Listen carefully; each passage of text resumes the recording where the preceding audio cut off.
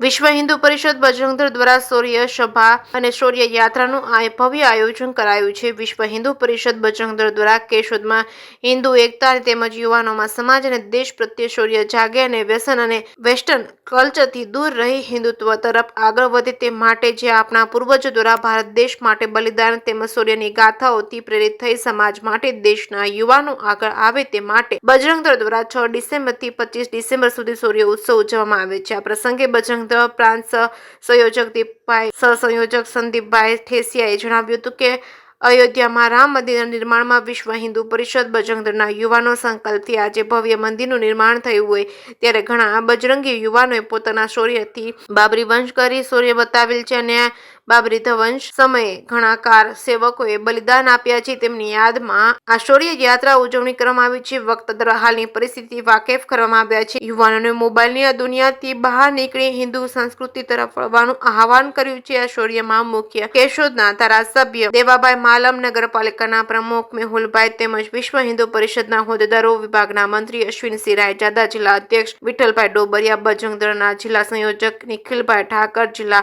ધર્મ પ્રચારક ઉમંગભાઈ મહેતા તેમજ વિશ્વ હિન્દુ પરિષદના પ્રખંડના હોદ્દેદારો શિવાંગભાઈ પાલારા તેમજ મહેશભાઈ પાનસિરિયા, વિશાલભાઈ ભટ્ટ તેમજ સહિતના ઉપસ્થિત રહ્યા હતા। આ પ્રસંગમાં નગરના મહાનુભાવો, આગેવાનો, વિવિધ સંગઠનો, ભારત વિકાસ પરિષદ, રોટરી ક્લબ કેશોદ તેમજ રાધે ધૂન મંડળ, નગરપાલિકાના સદસ્યો, ભારતીય જનતા પાર્ટીના હોદ્દેદારો, કાર્યકરો, લાયન નેચરલ ક્લબ તેમજ પત્રકાર મિત્રો તેમજ વિવિધ સમાજના આગેવાનો બોડી સંખ્યામાં ઉપસ્થિત રહ્યા હતા। શૌર્ય સભા બાદ સંગઠનના કાર્યકરો દ્વારા એક પંથ સંચલન યોજવામાં આવ્યું છે। નગરના મુખ્ય રસ્તા ઉપર ચડી ડીજે તેમજ શૌર્યના ગીતો સાથે નીકળી હતી અને આ કાર્યક્રમમાં ઉપસ્થિત રહેલા હિન્દુ સમાજના લોકોનો પરિષદ વતી આભાર વ્યક્ત કરવામાં આવ્યો હતો। જે સિંહ સાથે રાજુ પંડ્યા, કેશોદ।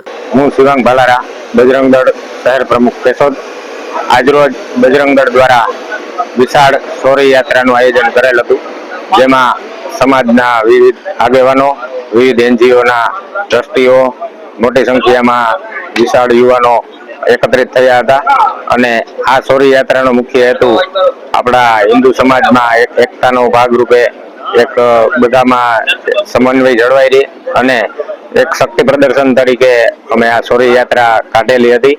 આ શૌર્ય યાત્રાનો મુખ્ય આશય આપણા હિન્દુ સમાજને એક થવા માટે એક મેસેજ આખા ગામમાં સૌ આગેવાનો આ યાત્રામાં જોડાય અને આ યાત્રાને સફળ બનાવવા માટે સૌ લોકોએ અમને જંગી બહુમતીથી આપણે સાથ સહકાર આપેલ। આ શૌર્ય યાત્રામાં મુખ્ય વક્તા તરીકે સૌરાષ્ટ્ર પ્રાંતના સંયોજક સંદીપભાઈ ઠેસિયા ખાસ ઉપસ્થિત રહ્યા હતા। આ ઉપરાંત શહેરના મુખ્ય આગેવાનો, ધારાસભ્ય દેવાભાઈ માલમ, નગરપાલિકા પ્રમુખ મેહુલભાઈ ગોંડલિયા અને સાધુ સંતોની હાજરીમાં આ કાર્યક્રમ સંપૂર્ણ કરેલ અને સાથે સાથે વિશ્વ હિન્દુ પરિષદના જિલ્લા પ્રમુખ વિઠ્ઠલભાઈ ડોબરિયા પણ ખાસ ઉપસ્થિત રહ્યા હતા અને આ શૌર્ય યાત્રાને સફળ બનાવવા માટે સૌ લોકોએ જંગી મહેનત કરી અને ફાળો આપેલ છે। તે બદલ બધાનો ખૂબ ખૂબ આભાર। જય સિયારામ।